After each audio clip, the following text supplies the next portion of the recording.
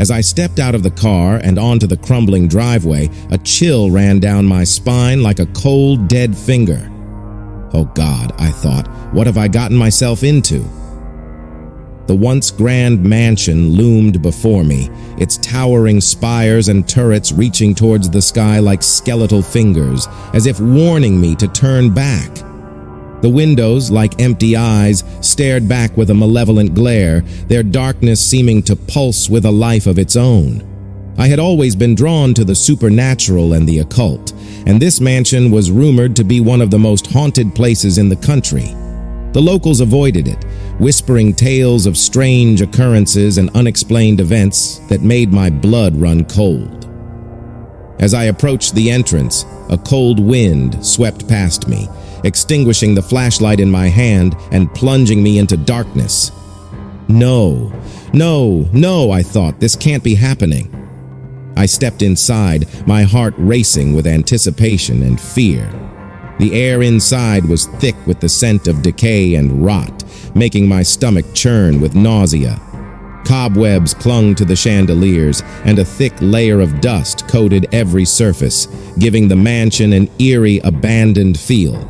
Suddenly, a floorboard creaked beneath my foot and I froze, my heart skipping a beat. The silence was oppressive, punctuated only by the sound of my own ragged breathing, which seemed to echo off the walls like a death knell. I began to explore, my footsteps echoing off the walls, making me feel like I was walking through a tomb. Each room was a treasure trove of antiques and artifacts, but I couldn't shake the feeling that I was being watched, that unblinking eyes were trained on me. And then I stumbled upon the diary of the former occupant, Malcolm Ravenwood. As I read, a chill ran down my spine, and I felt a creeping sense of dread. He wrote of dark rituals and human sacrifices, of summoning entities from beyond the grave, and I knew I had to get out of there fast. But as I turned to leave, I heard a faint whisper in my ear. "You shouldn't be here," it hissed, making my skin crawl. I spun around, but there was no one there.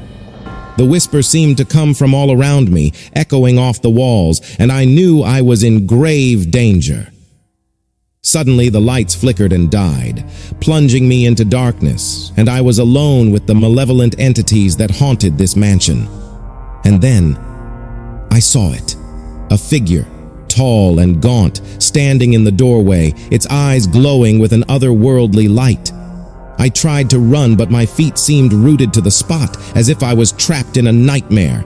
The figure began to move towards me, its eyes fixed on me with an unspeakable horror, and I screamed, but my voice was drowned out by the sound of my own heart pounding in my ears.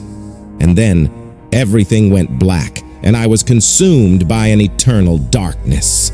When I came to, I was lying on the floor, my head throbbing with pain, and the room was silent, the darkness absolute. I stumbled to my feet, determined to get out of there, but as I reached the door, I heard a faint whisper in my ear. "You'll never leave this place," it hissed, and I knew I was trapped.